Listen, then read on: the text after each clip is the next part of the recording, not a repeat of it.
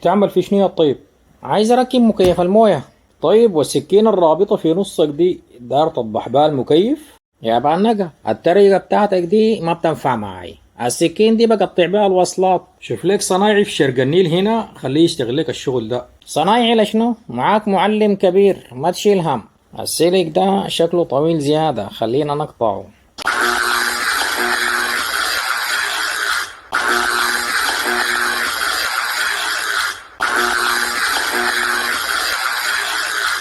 قلت لي بركب مكيفات مويه في شرق النيل منو؟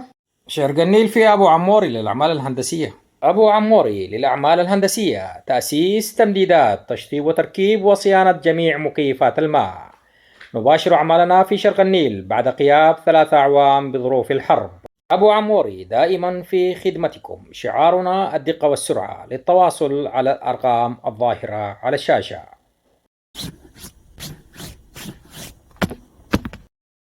انزل تنزل فيك صاقع. شنو يا بانقة؟ سايق ود اختك ده وضارب بوز كده ماشي وين؟ والله الواد ده غلبنا، ما عرفنا المشكلة فيه ولا المشكلة في المدرسة. انتوا مدخلينه يا مدرسة؟ مدخلينه مدرسة ابو شنب. يا اخي بالغت يا بانقة. ابو شنب ده ما نجي داخل له حفلة بيكتمها فينا وبيكتمها في الفنان. اها طيب الولد ده اقريه وين؟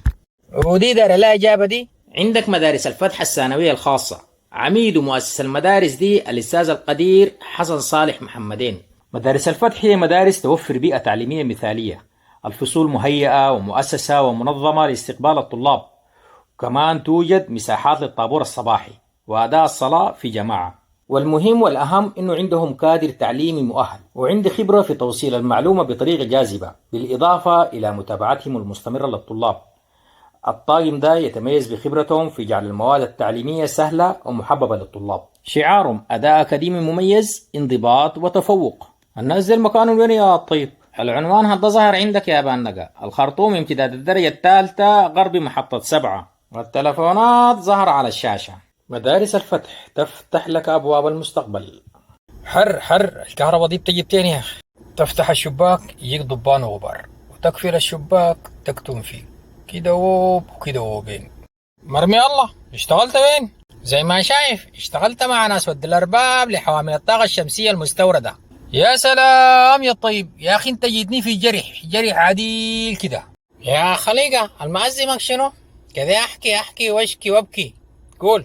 السخارة يا ابو الطيب، السخارة دي خلتنا نقول الروب.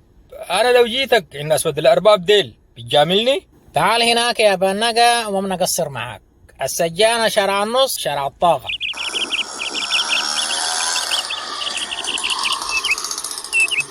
يا ابو الطيب وصلناكم لحد محلكم، عاوزك تدينا انظف حاجة عندكم. يا زول ابشر، حاجاتنا دي كلها نظيفة. تعال نبدأ لك بالحامل بتاع الطاقة الشمسية ده. شوف الحامل ده سمكه 2 ملي، يعني حاجة متينة جدا، وقلفنايز يعني ما تصدي ولا بتأثر بعوامل الطبيعة، ومثبت مع بعضه عن طريق مسامير، يعني ما شغل بتاع اللحام وبعدين تيجي تضطر تكسر ولا ترميه. وطريقة التثبيت بالمسامير دي بتديك راحة في انك لو عايز توسع الحامل دار تضيق الحامل حسب لوح الطاقة الشمسية بتاعك. وتاني ميزة المسامير والفتحات القاعدة دي في انك بتتحكم في درجة ميلان لوح الطاقة بتاعتك حسب ولايتك وحسب منطقتك. ممكن درجة الميلان دي تعليها وممكن توطيها. والحامل ده بيستحمل الهواء الشديد حتى لو بسرعة 140 كيلومتر في الساعة، لا بتلوي ولا بيقع عليك. والحامل ده ممكن تثبته في أي أرضية سواء كانت ترابية أو خرسانة أو جملون أو مظلة بتاع الزنك، هو ذاته بيبقى لك مظلة. ما شاء الله أبو الطيب، شغلكم ده فاخر من الآخر. ها ما بحصل عندكم مقصات التابي وتمارا؟ هو يا بنقة بطل حركات المغتربين دي.